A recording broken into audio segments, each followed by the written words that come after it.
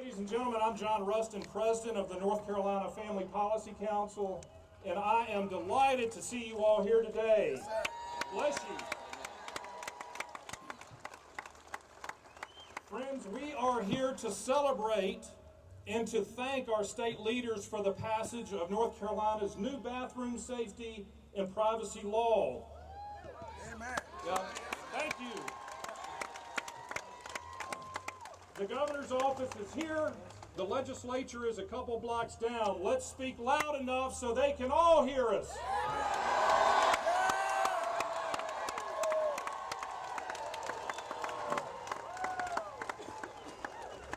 As Reverend Creek said, we all know this bill would never have been necessary if 7 members of the Charlotte City Council had not grossly exceeded their authority and passed a set of highly controversial and radical ordinance changes in February. As you know, these changes were scheduled to go into effect on April 1st and would have allowed men to enter women's restrooms, locker rooms, shower facilities across the city of Charlotte, putting women, children, the elderly, and others at great risk of personal privacy violations, unwarranted exposure to individuals of the opposite sex, and even sexual assault. That's right. Just 3 weeks ago today, we stood in this place and urged our state leaders to act. And act they did.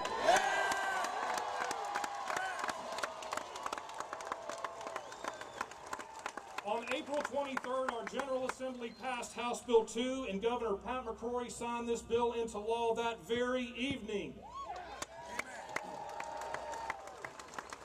Not only does this bill establish common sense statewide bathroom privacy and safety policies, but it also codified existing non-discrimination policies regarding public accommodation and employment, which apply equally to all citizens of this state, which essentially mirror the federal law and which are incidentally pro-business. Right. Very.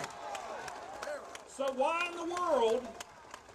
in the world, if you've been listening to the media, would you be led to believe that something entirely different had happened in North Carolina? Right. Well, I'll tell you why. It's because national activist lobbying groups like the Human Rights Campaign have come into our state and have been orchestrating an aggressive smear campaign to attack our courageous state leaders and spread information and, frankly, outright lies about House Bill 2. That's right. And we've seen them do this in other states as well. That's right. And if that were not enough, the media and a handful of highly placed corporate allies have been complicit in their efforts. You see, each year the Human Rights Campaign produces what it calls the Corporate Equality Index, which is used to rate America's largest corporations and law firms on their adoption of pro-LGBT policies and benefits, their sponsorship of LGBT-friendly TV advertising and events like gay pride parades, and their engagement, and I quote, in public support for LGBT equality under the law through local, state, or federal legislation and initiatives. And friends, let me tell you, if you don't give in to their coercive tactics and abide by their extremely aggressive and ever-growing list of demands, they will attack you, vilify you, and even organize a boycott against you. Right.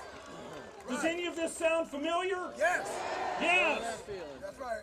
Absolutely it does. And this is exactly what we've seen in North Carolina. While these activist groups would like us to believe that the publicized opposition to House Bill 2 is a spontaneous uprising of indignation from the business community, it's actually part of a carefully manufactured campaign by the HRC and its network of allies. That's right. This explains why the handful of business representatives who have come out and clearly have not read the bill and are simply parroting over and over again the talking points of groups like the Human Rights Campaign.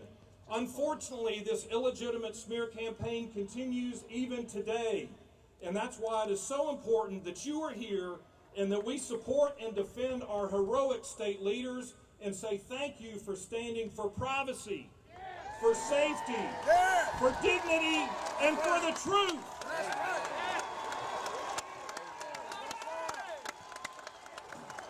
So please join me as I recognize and thank these courageous state lawmakers. To the bill's primary sponsor in the North Carolina House of Representatives, Representative Dan Bishop, we say thank you.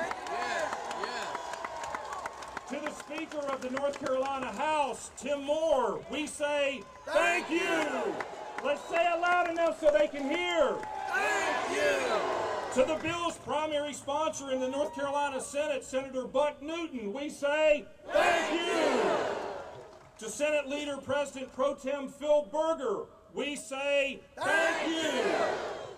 To the 114 members of the North Carolina General Assembly who voted for this critically important bill, we say thank you. To the Lieutenant Governor Dan Forrest, who has fearlessly defended this bill, we say thank you. And finally, to Governor Pat McCrory, who signed House Bill 2 into law and who has valiantly stood firm in the face of this unwarranted attack. That's right. We say thank you. Thank you. Thank you. Thank you. Thank you. Thank you. And thank you to each one of you for being here today. God bless you.